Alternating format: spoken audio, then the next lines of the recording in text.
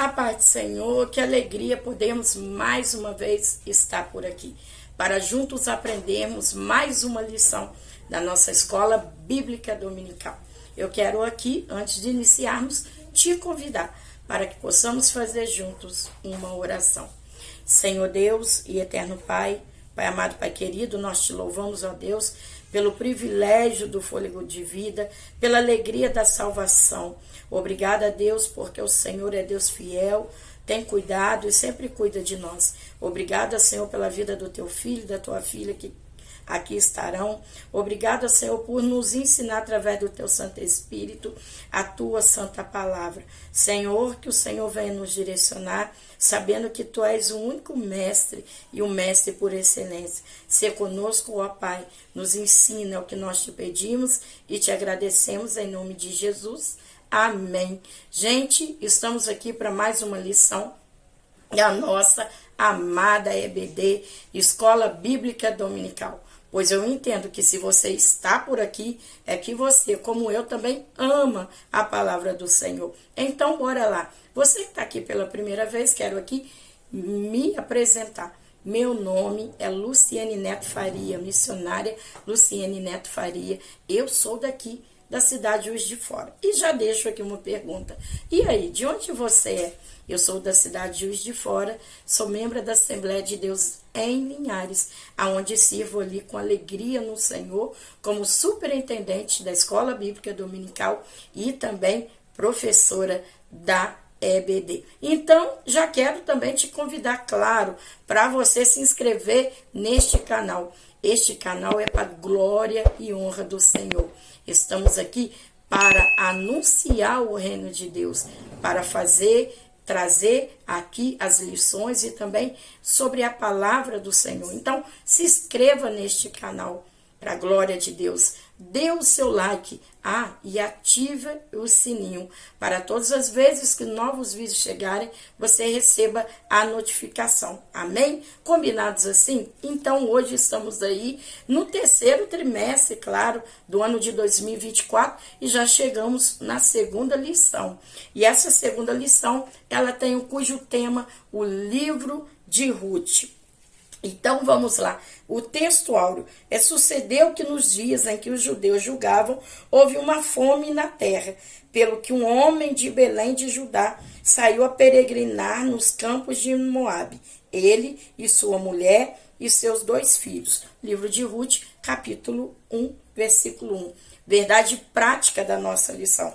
Servir a Deus não nos isenta de crises, em qualquer circunstância. O segredo é permanecer fiel, confiando na providência divina. Leitura bíblica em classe. A nossa leitura está no livro de Ruth, do capítulo 1, do versículo 1 ao 5. Sucedeu que nos dias em que os juízes julgavam, houve uma fome na terra, pelo que um homem de Belém de Judá saiu a peregrinar nos campos de Moabe.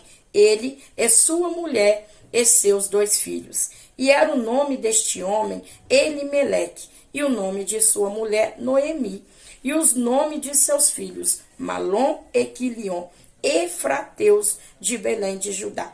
E vieram aos campos de Moabe e ficaram ali. E morreu Elimeleque, marido de Noemi, e ficou ela com seus 2 filhos, os quais tomaram para si mulheres moabitas, e era o nome de uma órfã, e o nome de outra Ruth, e ficaram ali quase 10 anos. E morreram também ambos, Malom e Quilion, ficando assim esta mulher desamparada dos seus 2 filhos e do seu marido. A nossa apresentação da lição, nos objetivos dessa lição, fazer a análise da organização do livro de Ruth. Segundo ponto, remontar o contexto histórico do livro de Ruth. Terceiro ponto, apresentar o propósito e a mensagem do livro de Ruth. Nossa lição, ela tem 3 tópicos e esses tópicos, cada um compondo de 3 subtópicos. O livro de Ruth se destaca não apenas por sua beleza literária, O livro de Ruth, ele se destaca principalmente pela profundidade espiritual da sua mensagem, sendo uma fonte inspiradora para os judeus e também para os cristãos. Aonde esse livro, ele narra uma história que nessa história permeia amizade, amor e redenção. Nós vamos ver que, de uma forma extraordinária, há uma demonstração do Deus, do nosso Senhor, o Deus Todo-Poderoso, que trabalha em meio às crises. Sim, o nosso Deus, ele trabalha em meio às crises, ele trabalha em meio aos momentos difíceis, ele conclui os seus propósitos, ele cumpre os seus desígnios, mesmo em tempos de crises. Nós vamos ver aqui que o nosso Deus, ele transforma alegria, tristeza em alegria, ele também transforma perdas em ganhos e também derrotas em vitórias. Quando nós vamos ver o livro de Ruth, ele representa o nosso Jeová Jireh, o Deus que provê. O termo Jeová Jireh, ele quer dizer o Senhor proverá. Quando nós vamos ler ali o livro do Gênesis, capítulo 22, no versículo 14, nós vamos ver ali que nesse contexto, Abraão estava ali fazendo uma ordem que o Senhor lhe comissionou de estar pegando o seu filho Isaque e estar ali imolando esse filho. E nós vamos ver que ali é tudo preparado. Isaque tem uma pergunta que está vendo lenha, está vendo tudo, mas e o cordeiro? E o carneiro? Aí Abraão fala, o Senhor proverá. Isso acontece quando Abraão está pronto para levantar o cutelo. Ali há um bradar e quando ele olha, tem um carneiro ali segurado pelas pontas para ser sacrificado. Então, o nosso Deus, o nosso Jeová Jireh, é o Deus que provê. Ele é o nosso provedor, que tem todo o governo deste mundo, o Deus que cuida da família. A palavra prover, ela quer dizer também abastecer. Quando olhamos para o livro de Ruth, nós vamos ver que para Noemi e para Ruth, o Senhor proveu um remidor, que nós sabemos que é o nosso Boaz, o remidor, que ali à frente vem a linhagem de Davi. Primeiro ponto, nós vamos observar aqui a organização deste livro. E nós vamos perceber a organização do livro de Ruth na Bíblia hebraica. Nós sabemos que a Bíblia hebraica é a Tanar. E essa Bíblia, ela é composta com os 39 livros, como para nós é o Velho Testamento. Nós vamos ver que essa Bíblia hebraica, ela possui 3 divisões. A primeira divisão se chama Torá, que é os escritos, ou lei, que é os escritos ali de Moisés, conhecida por nós por Pentateuco. A segunda divisão da Bíblia hebraica se chama Neviim, que também quer dizer os profetas, aonde traz ali acerca dos profetas. E a terceira divisão da Bíblia hebraica é o Ketuvim, ou agiógrafos, que quer dizer escritos. E dentro dessa terceira divisão, que se chama Ketuvim, estão dentro dessa divisão 11 livros que pertencem a esses escritos, que é o Ketuvim. E lembrando que dentro desses 11 livros, 5 livros eles são usados. 5 livros eles são usados ou eles são lidos em comemorações de festas judaicas. E dentro desses livros está no Ketuvim, na terceira divisão da Bíblia hebraica, está o livro de Ruth. O livro de Ruth, ele está separado também na seção que está os Megilot, ou seja, significa 5 livros. Estes 5 livros, eles são ali falados em festas judaicas. Quais são esses 5 livros?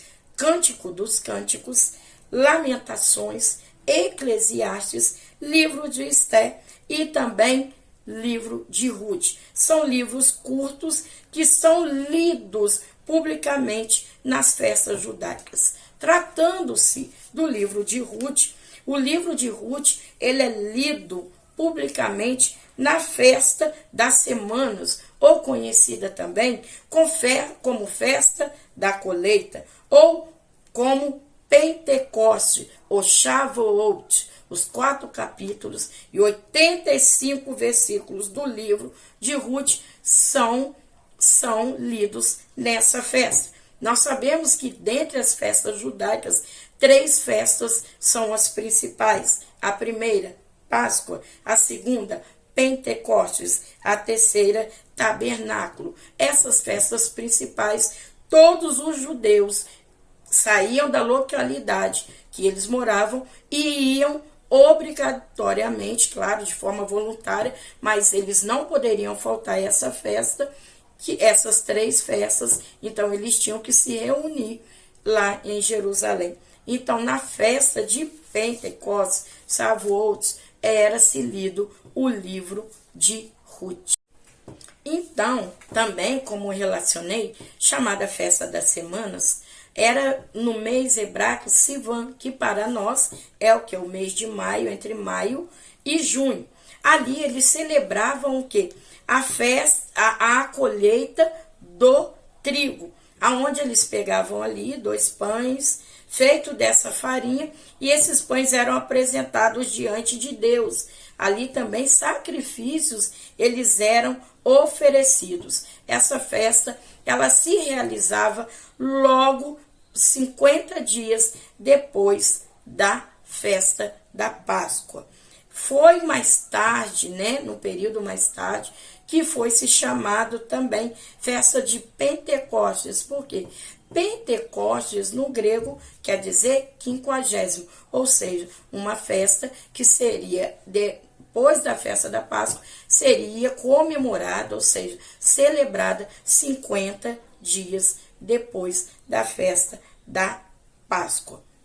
Na Bíblia cristã, nós sabemos que o cânon da nossa Bíblia, ele diferente da Bíblia hebraica, ele é composto de 39 livros no Velho Testamento e 27 livros no Novo Testamento.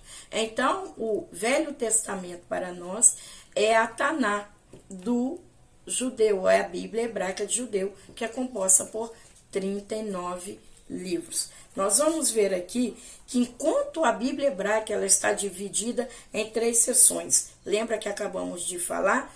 Torá, Nervim e Ketuvim. Já a nossa Bíblia, a Bíblia cristã, ela no Velho Testamento, ela já está dividida em Pentateuco, que é a Torá, ela está dividida em livros poéticos, livros históricos e também proféticos. O livro de Ruth, na Bíblia cristã, ele está caracterizada como um livro histórico, mas também porque ela possui uma evidência de um gênero narrativo. Mas também nós podemos identificá-lo também como também um livro poético, pela extraordinária narrativa poética que ele apresenta. E também pela forma, pelo estilo de linguagem próprios de um hebraico clássico. Então, nós estamos vendo que essa obra, o livro de Ruth, ele está organizado em 4 capítulos e 85 versículos. Qual é a autoria e a data deste livro? Como nós sabemos a autoria e a data do livro de Ruth? Quando nós vamos ver, muitos dão a sua autoria como anônima, mas grande parte entende que a autoria mais provável seria do profeta Samuel. Alguns expõem que poderia ser Esdras, outros expõem que poderia ser Ezequias, mas nós vamos ver que a grande parte colabora e subentende-se que o profeta Samuel descreveu, como uns também o entendem como autoria anônima. Este livro, datando este livro, supostamente no século X. Quando nós vamos ver o Talmud, ele atribui a autoria deste livro ao profeta Samuel. O que é o Talmud? Nós vemos que o Senhor ele vai entregar as tábuas das leis a Moisés, lá no Monte Sinai. Essas tábuas das leis, elas são entregadas a Moisés. Então, muitos subentendem que não somente aquelas leis que foram descritas ali naquelas tábuas, mas também leis que foram faladas a Moisés. Então, quando Deus ele entrega a Torá a Moisés, ali a Torá escrita naquelas pedras, entende-se também que o Senhor entregou a Moisés uma Torá oral, ou seja, o Senhor falou a Moisés, tanto naquela forma escrita, mas também que o Senhor deu alguns ensinamentos de forma oral. E esses ensinamentos, eles foram sendo passados de geração para geração. Nós vamos ver que essa transmissão oralmente, ela permeou basicamente por quase 2000 anos, dessas leis que foram orais. E ali nós vamos ver que ela permanece sendo falada de geração a geração por quase 2000 anos. Nós vamos ver que passou por Moisés, por Josué, depois por os anciãos. A Torá oral era ensinamentos, regras, ela trazia detalhes. Mas após a Era Comum, nós vamos ver que veio ali o período, que os romanos eles estavam ali sobrevindo sobre Israel e havia muitos sábios morrendo, ou seja, aqueles que entendiam sobre essa lei oral, muitos estavam morrendo, ou seja, sendo mortos. Então, vamos entender que alguém teve a ideia de que, para que essa lei não se perca, a lei oral, nós precisamos escrevê-las. E entende-se que foi um príncipe de Judá, ele teve essa ideia com grande tristeza em seu coração, mas para que se não perdesse essa lei oral, para que não se perdesse essa Torá oral, ele toma a decisão para que também a escreva. Claro que houve-se ali algumas alterações, mas o fato é que foi escrita, eles transcreveram essa lei até então, nesse momento oral, esse ensinamento, mesmo que isso assumiria um risco. Então, eles começaram a escrever, e isso se transformou, o quê? No Talmud, que era uma lei oral, mas que depois subscreveram esta lei. Então, é o Talmud. Por isso que aqui está dizendo Talmud, uma obra milenar de regulamentos e tradições judaicas. Então, esse Talmud, ele atribui a autoria do livro de Ruth ao profeta Samuel. Ruth está caracterizado como livro histórico por causa do seu evidente gênero e narrativa. No 2, nós vamos ver o contexto histórico do livro de Ruth. No tempo de Juízes, quando já nós iniciamos a leitura do livro de Ruth, já no capítulo 1, no versículo 1, já vai falar acerca do período daquele livro. Então, o período é do livro dos Juízes. A data mais precisa é do ano de 1375 ao ano 1050. Ou seja, nós vamos ver que ali nós temos 3 séculos, 325 anos no período do livro dos Juízes. E quando nós vamos ver Depois da morte de Josué, nós vemos lá no capítulo 24 do livro de Josué, Josué morre aos 110 anos, depois Eliézer também morre, nós vamos ver se iniciando o livro dos Juízes. E é interessante que esse livro de Juízes, na aula anterior, nós falamos um pouquinho mais sobre isso. No livro de Juízes é um dos livros mais tristes da Bíblia, porque nós vamos ver o declínio moral. Embora o povo ele estava introduzido já na terra prometida, mas vemos o caráter do povo sendo ali corrompido, o povo se declinando, porque nós estamos vendo ali que o povo, mesmo dentro da terra escolhida, ele vai ali se misturando com as outras nações. O período do livro de Juízes, ele iniciou após ali o livro de Josué, e ele se estendeu até o início da monarquia de Israel. Nós vamos ver ali que o livro de Juízes, ele tem apostasia, anarquia e muita infidelidade do povo para com Deus. Por isso Deus levantava juízes. Quando Deus levantava juízes, o povo retornava a clamar ao Senhor. Esse juiz morria, o povo novamente caía na infidelidade e na anarquia ali contra o próprio Deus. Nós vamos ver que, como eu disse há pouco, esse período ele se estende até o período da monarquia.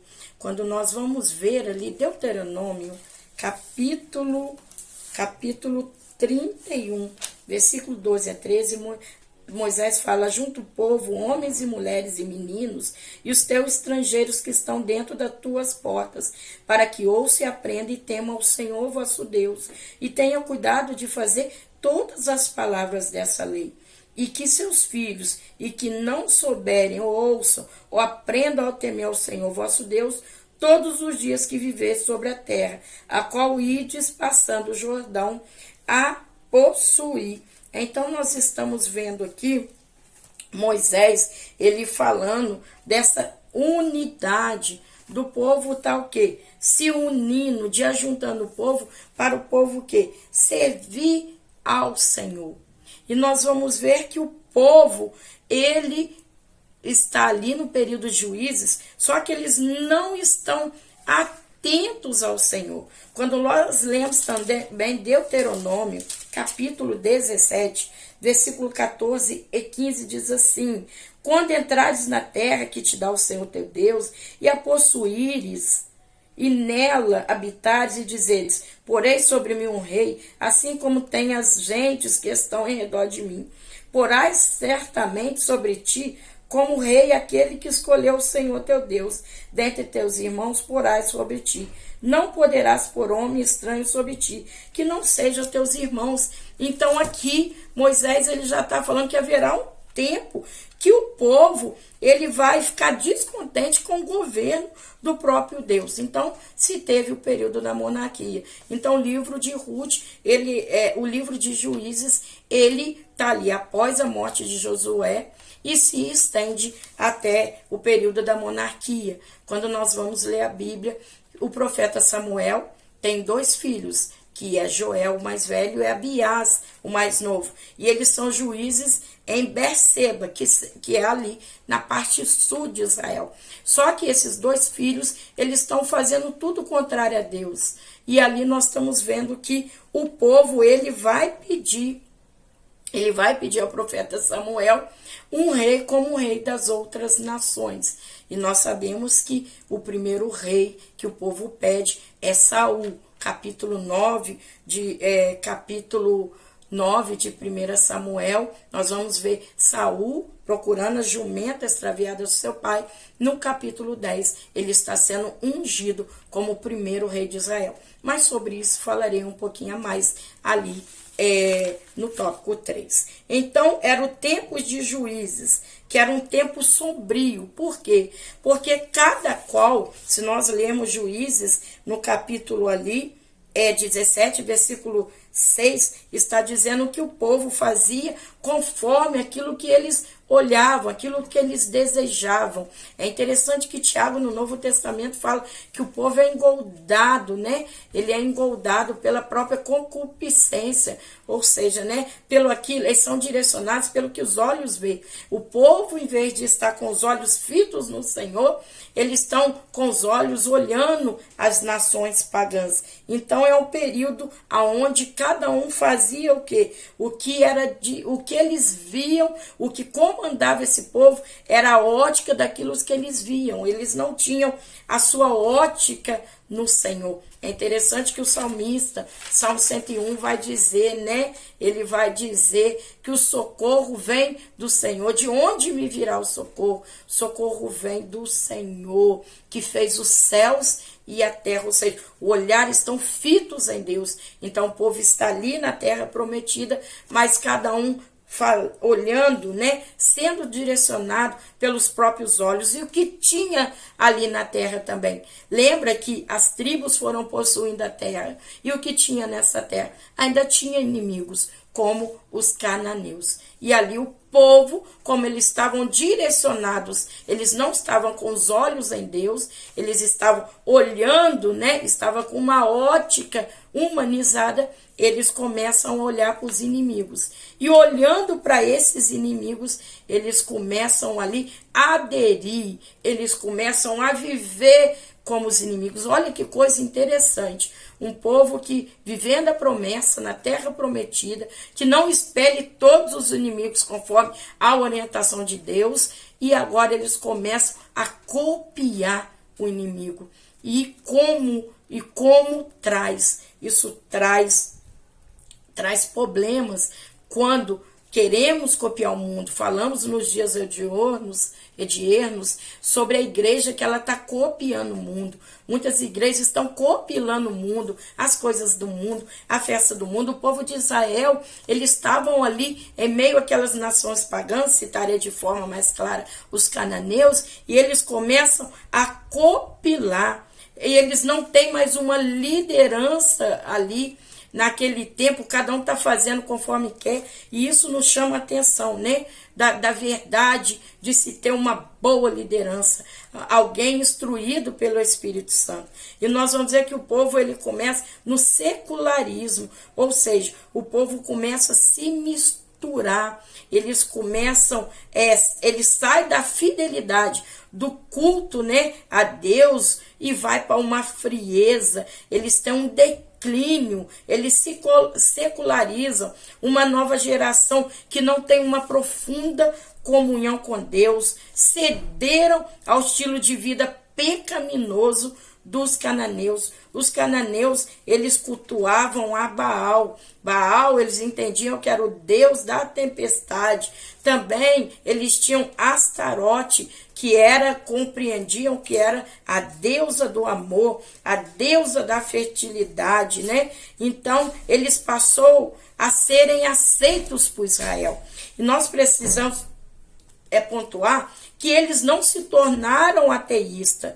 Eles não eram tão insensatos a ponto de dizer que não existia Deus, mas eles estavam admitindo outros deuses, se tornando como um povo politeísta. Eles deixaram de ser monoteísta, ou seja, um só Senhor, e se tornaram politeísta, ou seja, eles começaram a admitir outros deuses. E aqui eu quero dizer algo: admitir que Deus existe não quer dizer crer nele como Senhor e Salvador. O povo admitia a existência de Deus, mas não cria nele como o único Senhor, e assim eles abraçam os deuses pagãos, né? Eles abraçam os deuses pagãos, mostrando assim uma natureza corrupta, porque eles estavam admitindo outros deuses, né? O que é secular? Se tornaram laico, leigo,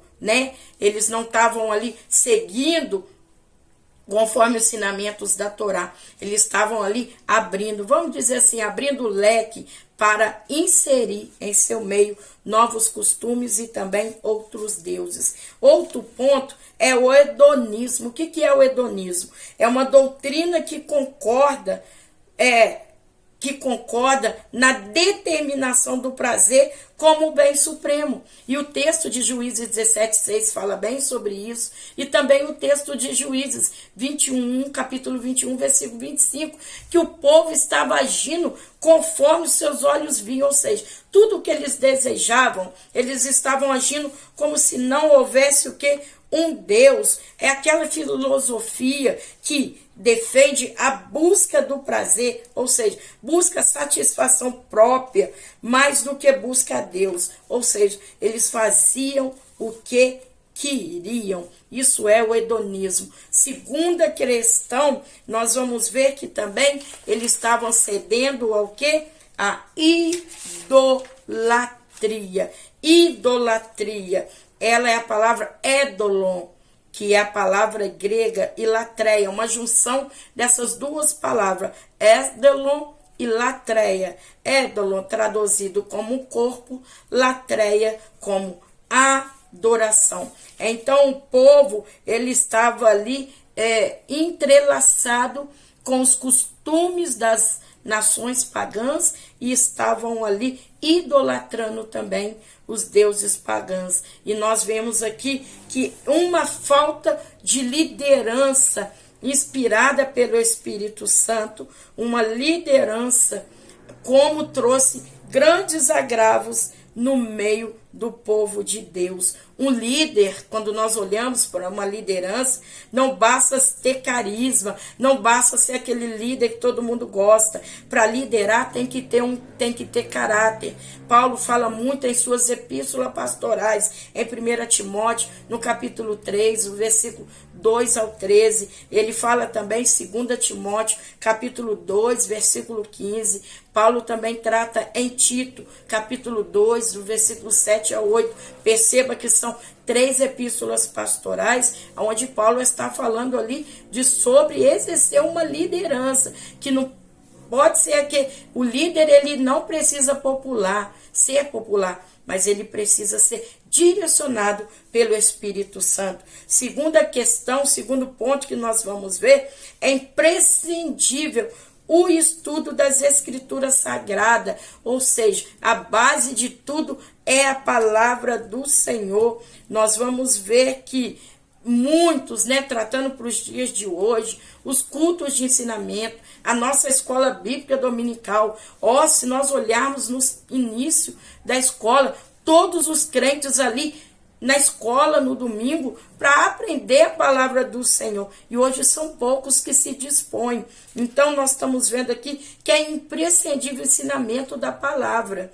Outra questão também, o terceiro ponto, é o congregar. Ou seja, o congregar para que a pessoa possa o quê? Aprender a palavra. A fé vem pelo ouvir e ouvir a palavra do Senhor, para que nós não sejamos seduzidos pelos costumes mundanos, para que não haja, como houve com o povo de Israel, dentro da terra prometida, para que nós não sejamos o quê? Seduzidos por costumes mundanos, como foi o povo de Israel com os cananeus. Nós vamos ver aqui sobre a opressão. Então, como o povo estava assim, nesse secularismo, nesse hedonismo e na idolatria, nós vamos ver agora opressão, clamor e livramento. Então, como o povo estava ali no secularismo, estava todo secularizado, no hedonismo e também na idolatria, agora vem a opressão. Nós vamos ver que inimigos são suscitados contra Israel. A opressão vem com aquele povo. O povo, quando tira o olhar do Senhor, ele se torna presa fácil de seus inimigos, que ali começaram a atacar e saquear as cidades. Então o povo, quando se via oprimido, o povo retornava para o Senhor, o povo clamava, Deus levantava um juiz, e aquele juiz não é um juiz, como falei aula passada, não é um juiz como aqui na nossa cultura. Era um juiz que era como se um guerreiro, né? Não era só um juiz para fazer julgamentos em fóruns, em tribunais. Eram juízes, eram libertadores, que eram líderes militares. Nós vamos ver Eude, nós vamos ver Otiniel, nós vamos ver Baraque, Gideão, né, que estava ali no largar, malhando aquele trigo, e o Senhor chega, chamando ele varão valoroso, e depois que Gideão é chamado por Deus, ele vai para a guerra, né, ele vai ali guerrear. Então os juízes, eles eram aqueles que iriam guerrear contra aquele povo que estavam ali oprimindo Israel. E esse juiz, ele era usado para livrar Israel dos seus opressores. Nós vamos ver que vários juízes foram levantados, e isso quer dizer que Israel, por várias vezes, havia o declínio moral, porque eles estavam ali se declinando. Aí clamavam, olha a misericórdia divina. Eles clamavam, o Senhor ouvia, mandando para eles um libertador, mostrando assim o caráter do nosso Deus, como diz no Salmo 103, no versículo 8, o Senhor é longânimo e cheio de misericórdia. Os fatos narrados em Ruth têm como contexto maior os dias do juízo, caracterizados pela frase, cada um fazia bem o que queria. O livro de Ruth é considerado um livro em meio ao deserto, ou semelhante uma flor num jardim abandonado.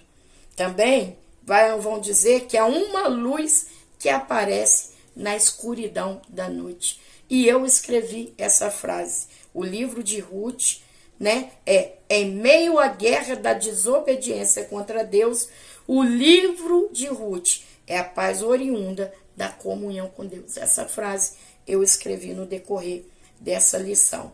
É um bálsamo para os judeus e para os cristãos. Então, nós viemos aqui um pouco do contexto histórico do livro de Ruth. Lembrando aqui, para não se fazer confusão, a frase que eu escrevi é essa aqui, vou repetir. Em meio à guerra da desobediência contra Deus, o livro de Ruth é a paz oriunda da comunhão com Deus. Tópico 3. Propósito e mensagem. Nós vamos falar aqui sobre o cetro de Judá. Vários propósitos são atribuídos do livro de Ruth, mas o propósito principal e evidente deles é apresentar Davi como descendente de Judá, a tribo real a qual viria o nosso Messias, a qual veio o nosso Messias. Quando nós vamos ver aqui esse termo, né, sobre essa promessa da vida de Davi, nós vamos ver Jacó.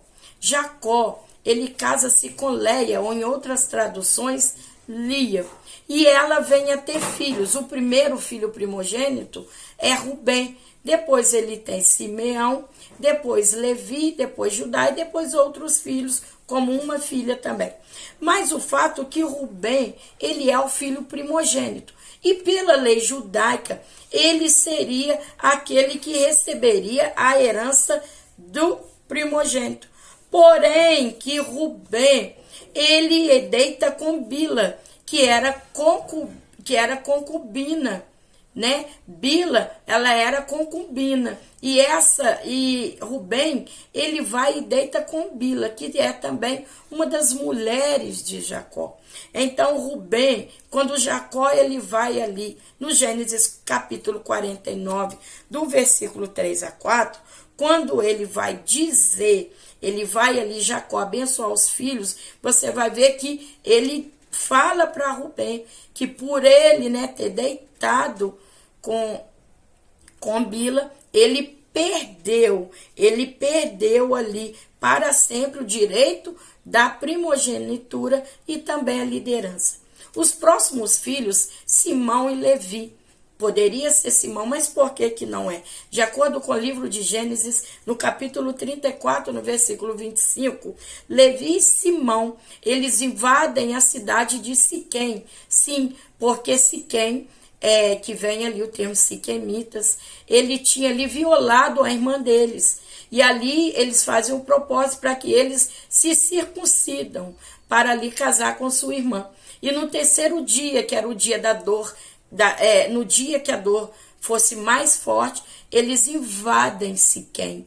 E ali os homens, né, todos estavam ali, passaram pela circuncisão, então eles vencem aquele povo, sem mesmo Jacó saber. Então, Levi e Simão, eles não podem também receber a herança da primogenitura. Então, isso passa para o quarto filho. Quem é o quarto filho? É Judá. E quando Jacó vai abençoar os filhos, Judá, então, é aquele filho que recebe o direito da primogenitura e também o direito da liderança. Por isso que fala aqui o cetro de Judá. Nós vamos ver 1 Samuel, capítulo 17, versículo 12, fala, Davi, filho de Eufrateu de Belém, de Judá. Sabemos que Belém e Hebrom são principais cidades do território de Judá. Então, a promessa teria que vir. Então, por isso que Saul, mesmo sendo o primeiro rei, lembra que Saul foi o rei pedido pelo povo, mas Saul era da tribo de Benjamim. Já Davi, que é escolhido por Deus, né? Escolhido pelo Senhor, ele tem a descendência, a ancestralidade de Davi é legitimada pelo trono, porque Davi, ele oriunda justamente dessa tribo. Quando nós vamos ler ali, Apocalipse capítulo 5, no versículo 5, vai falar, o leão da tribo de Judá, a raiz de Davi. Então, essa promessa que iniciou, né, desde Abraão, ela segue agora pela descendência de Judá. Outro ponto, amor e redenção. A mensagem principal deste livro de Ruth é o amor de Deus e o seu plano de redenção pela humanidade. Nós entendemos o livro de Ruth de dois sentidos, literal e também tipológico. Ou seja, a gente entende de forma literal, é tipológica, é uma tipologia do nosso Cristo. Boaz, como um parente remidor, ele preservou a descendência de Elimeleque, mas é também um tipo de Cristo, nosso Redentor.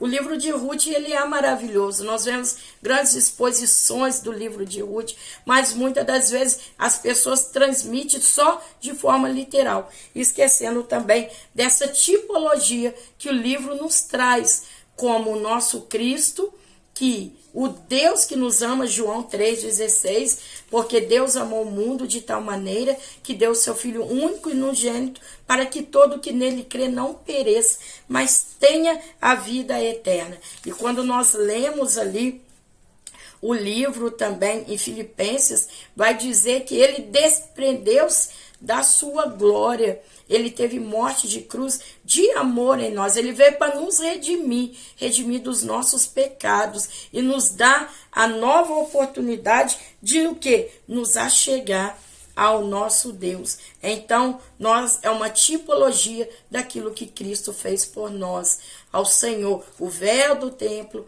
ele se rasga de alto a baixo através de Cristo, né?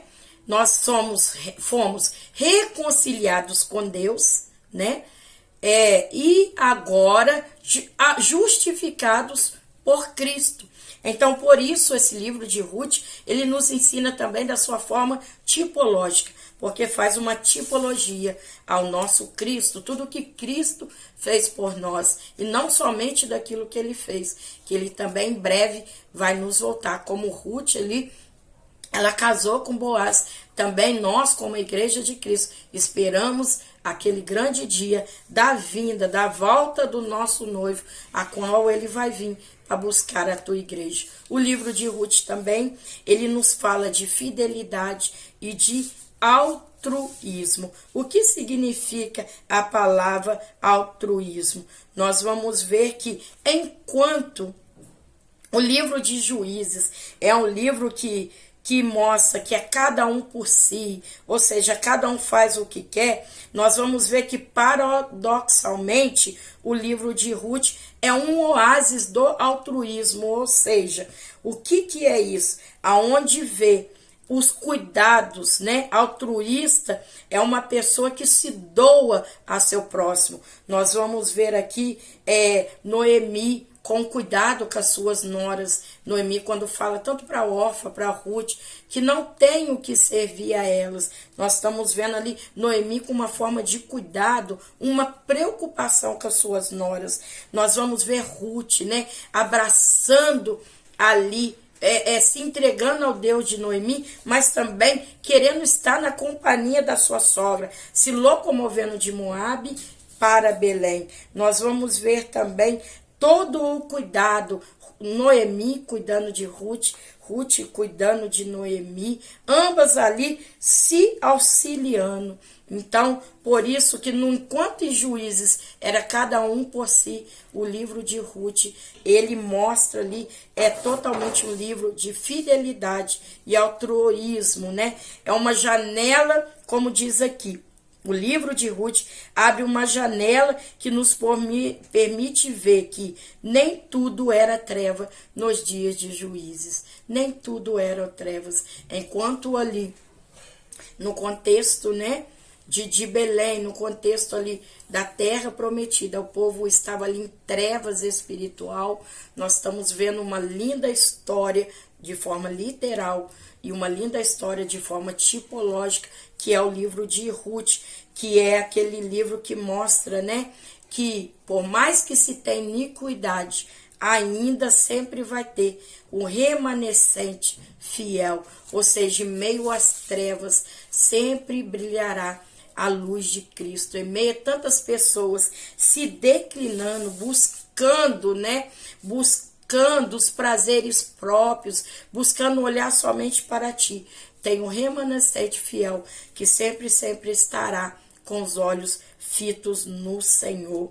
Muitos estavam vivendo, a maioria, com seus próprios padrões e interesses. Vamos ver que no livro de Ruth, Noemi e Ruth, sua nora, elas não pensavam de maneira egoísta. E para finalizar, por mais que estejamos lutas que nos rodeiam, porque nessa terra somos peregrinos, jamais podemos perder a nossa identidade de servos e servas de Deus. Que nós possamos servir ao nosso Senhor com alegria sempre. O cetro de Judá, o amor, a redenção, a fidelidade e o altruísmo são temas que se destacam ao longo do livro. Vamos ler agora a nossa conclusão. O livro de Ruth nos ensina que, a despeito da incredulidade e dos pecados do homem, Deus sempre trabalha para suprir os seus desígnios, sem violar o princípio do livre-arbítrio humano. O Todo-Poderoso conduz a história e executa seu plano eterno de redenção. O livro também nos mostra como a fidelidade de Deus se aplica às circunstâncias comuns da vida. Em tudo, Ele é fiel. Louvado seja Deus por essa lição. E aqui terminamos mais uma lição. E claro, eu quero te convidar para nós fazermos uma oração. Mas antes, quero te lembrar de você estar fazendo sua inscrição. Se inscreva em nosso canal, dê um like e ative o sininho para você receber notificação. E também quero te convidar a estar conosco pelo Instagram. Só você clicar Instagram, Mulheres Florescendo pela Fé. E por lá também anunciamos a palavra do Senhor. E claro, vai ser uma honra em Cristo Jesus te ter por lá também. Quero também te convidar a comentar como foi sua aula de domingo, a comentar o que essa aula acrescentou para você e também me conte de onde você é. Vamos orar? Senhor Deus e eterno Pai, te louvamos, ó Deus, pelo privilégio de aprender mais de Ti. Eu oro para que o Senhor abençoe teu filho e tua filha, que estarão ministrando essa lição. Envia teus alunos na escola bíblica dominical.